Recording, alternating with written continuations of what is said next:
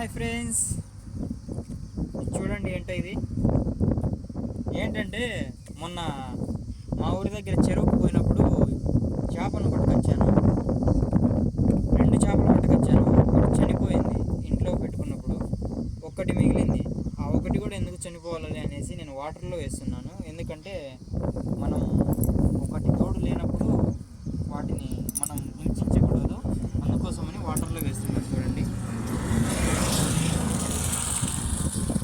అయ్యయ్యో.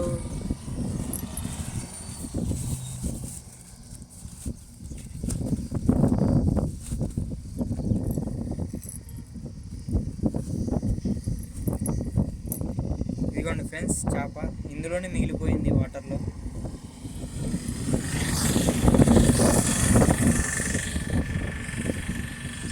Bye friends.